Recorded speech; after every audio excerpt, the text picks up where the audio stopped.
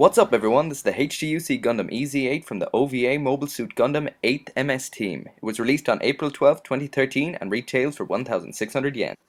The 8th MS team OVA is much more of a real robot series than some of the more super robot-esque modern iterations of the Gundam franchise, which is reflected in the Ez-8's design and it pretty much looks like a tank on legs. It could be hard to tell if this is a Gundam at all. With most of the typical Gundam features gone, the Ez-8's features look like they serve a functional role as opposed to just there to look cool. You could almost imagine the Ez-8 in an actual real-world situation. Detail on the kit is minimal for the most part, so panel lining it is a breeze. But there is some nice detail here and there, especially on the head. Disappointingly, a lot of its most detailed parts are hidden away under panels. The color is great, the off-white looks superb, and the nice decals really seal the deal. On the whole, this is a great looking little kit. I'm giving it a 7.8 out of 10 for aesthetics. The Ez-8 has a very plain and simplistic color scheme, which is always a plus as you're guaranteed little to no foil seals. Color accuracy is very good, but if you want it to look right on the money, you'll need to paint a few parts, like the antenna.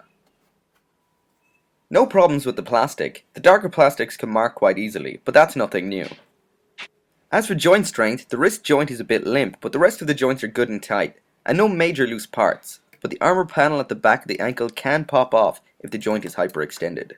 The Ez-8 looks like a tank and is built like one too. 8 out of 10 for quality. First off, I just have to up and say, the parachute sucks.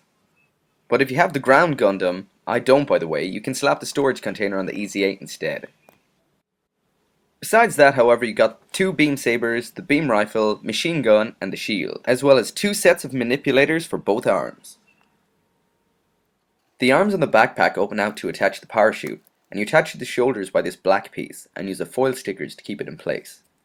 A pretty decent set of accessories, but the option to hold both guns in both hands would have been nice. 6.4 out of 10 for accessories. And finally a quick look at the articulation on the Ez-8. Arms up and down, elbow movement, waist side to side, and back to front. Head rotation and up and down. It can almost do the splits.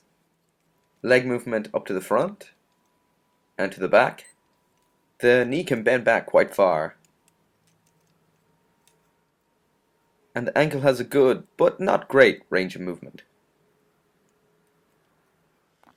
The articulation on this kit is about average for a high grade, but combined with its solid build, it's got a great play with factor. 7 out of 10.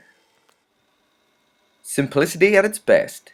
The Ez-8 is one of those kits that's just plain fun to play around with.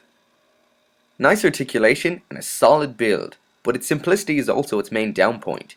It's really not going to stand out on your display shelf. Well, that and it came with the crappy parachute.